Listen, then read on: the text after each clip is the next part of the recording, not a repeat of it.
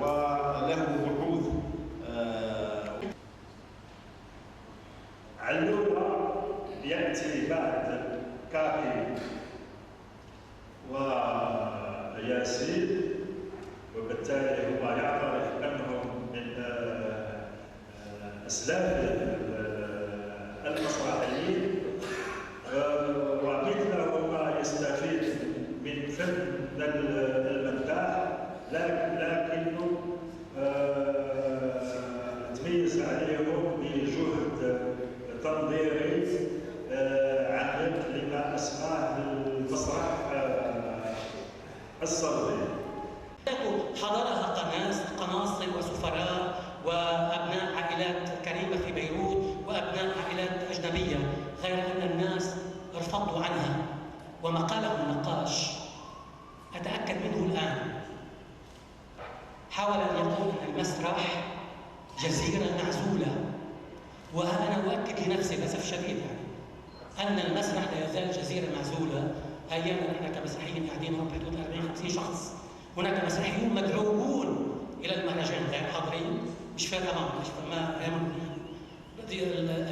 ولي مقوله، يعني عفوا للفظاظه، لي مقوله بان المسرحيين العرب لا يجتمعون بكلهم الا في المطاعم، يعني تلاقيهم قبل المطعم في الشارع.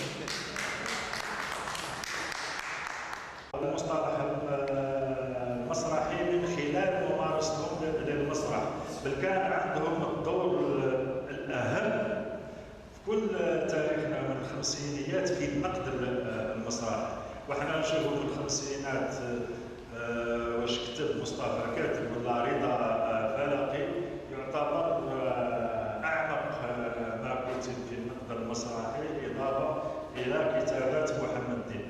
أيضاً على أن وصول المسرح الشعبي إلى درجة الهزليات، الموضوع التاريخي، وهذا ما رأيناه نحن بعد في. وأعتذر من روح مارون نقاش، مؤسس تجربة المسرح في لبنان والعالم العربي.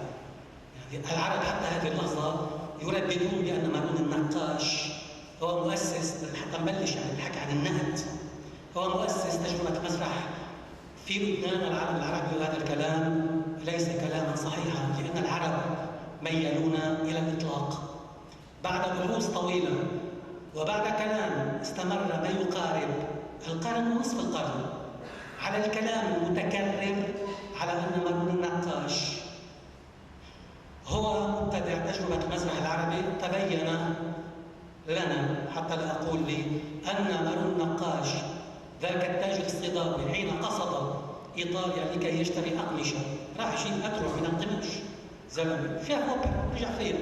ما قدمه مارون النقاش في لبنان باسم البخيل ليس مسرحية، هي أوبرا.